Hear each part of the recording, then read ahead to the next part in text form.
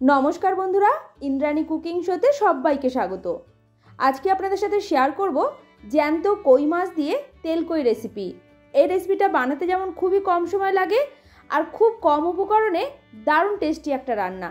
গরম ভাতের সাথে খেতে দুর্দান্ত লাগবে। তাহলে চলুন আজকের রেসিপি ঝটপট শুরু করা যাক। রান্নার জন্য প্রথমে আমি কই মাছগুলোকে কেটে নিচ্ছি আর মাছগুলো দেখুন একদমই জ্যান্ত। যে কোনো জ্যান্ত মাছ দিয়ে যেভাবে ইচ্ছে রান্না করুন খেতে কিন্তু দুর্দান্ত হয়। সবকটা মাছ কেটে আমার পরিষ্কার করে ধোয়া হয়ে গেছে। এবার এর মধ্যে দিয়ে দিলাম হাফ চা চামচ নুন, হাফ চা চামচ হলুদ গুঁড়ো আর এক চা চামচ কাঁচা সরষের তেল। মাছের মধ্যে নুন, তেল আর হলুদ গুঁড়ো খুব ভালো করে মাখিয়ে নিয়ে এটা ঢেকে রেখে দেবো 10 মিনিটের জন্য, যাতে মাছের মধ্যে নুন হলুদটা খুব ভালো করে ঢুকতে পারে। মাছটা ওদিকে ম্যারিনেট হতে হতে ততক্ষণে চলুন মশলাটা বেটে রেডি করে রাখি।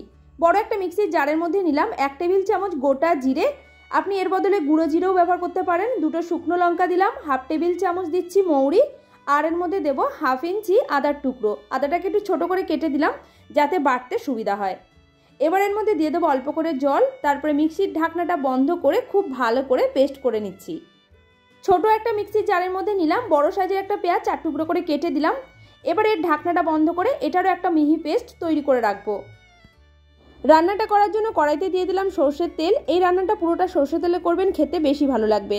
তেলটাকে খুব ভালো করে গরম করে নেওয়ার পর এবার এর মধ্যে দিয়ে দিচ্ছি আগে থেকে ম্যারিনেট করে রাখা কই মাছগুলো। মাছগুলোকে এবার খুব সুন্দর লাল লাল করে ভেজে নিতে হবে। এক পাশ যখন ভাজা হয়ে গেছে উল্টে দিলাম যাতে আরও একটা সাইড খুব ভালো করে ভাজা হয়ে যায়। উল্টে পাল্টে মাছগুলো আমার দু সাইডই খুব ভালো করে ভাজা হয়ে গেছে। এবার এগুলোকে তেল থেকে তুলে নিলাম। বাদবাকি তেলটার মধ্যে আরও যে এক পিস মাছ আছে সেটাকেও ভেজে তুলে নিচ্ছি। মাছ ভাজার যে তেলটা আছে এর মধ্যে রান্নাটা করে নিচ্ছি। এই তেলটার মধ্যে ফোড়নের জন্য দিলাম কালো জিরা আর কাঁচা লঙ্কা।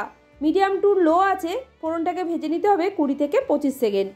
ফোড়ন যখন ভাজা হয়ে গেছে এবার এর মধ্যে দিয়ে দিচ্ছি বেটে রাখা পেঁয়াজ, তারপরে মশলাটাকে খুব ভালো করে কষিয়ে নিচ্ছি।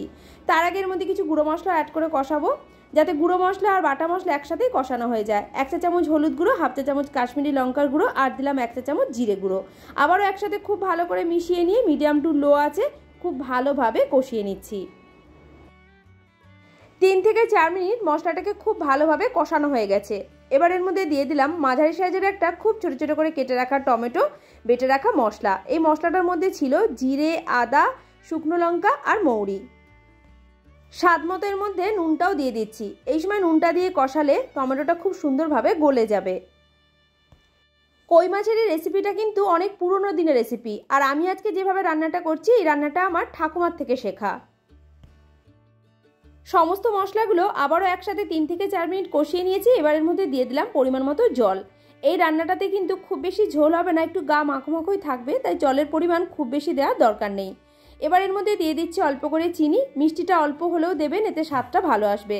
গ্রেভিটা যখন ফুটে উঠেছে দিয়ে দিলাম এর মধ্যে ভেজে রাখা কই মাছগুলো। মিডিয়াম আঁচে 2 থেকে 3 মিনিটের জন্য ঢেকে দিচ্ছি যাতে ঝোলের স্বাদটা মাছের মধ্যে ভালোভাবে ঢুকতে পারে। 3 মিনিট হয়ে গেছে, ঢাকনাটা এবার খুলে নিলাম। রান্নাটা প্রায় আমাদের কমপ্লিট। নামানোর আগের মধ্যে দিয়ে দিতে হবে 2 টেবিল চামচ মতো কাঁচা সরষের তেল। রান্নাটার নামই হচ্ছে তেল কই, তাই নামানোর আগে এইভাবে অল্প করে যদি সরষের তেল মিশিয়ে নামানো হয় রান্নার স্বাদটা কিন্তু অনেক গুণে বেড়ে যায়। রান্নাটার মধ্যে সরষের তেলটা খুব ভালো করে মিশিয়ে নিয়েছি। তেল কই একদম তৈরি। গরম গরম ভাতের সাথে পরিবেশন করুন, খেতে অপূর্ব লাগবে। আমার আজকের রেসিপি যদি আপনার ভালো লাগে অবশ্যই একটা লাইক করবেন, শেয়ার করবেন, কমেন্ট করে জানাতে একদমই ভুলবেন না। আমার চ্যানেলে নতুন বন্ধু হয়ে থাকলে চ্যানেলটিকে সাবস্ক্রাইব করে নেওয়ার অনুরোধ রইল। পাশে থাকা বেল আইকনটাও প্রেস করে রাখবেন। পুরো ভিডিওটা দেখার জন্য আপনাকে অসংখ্য ধন্যবাদ।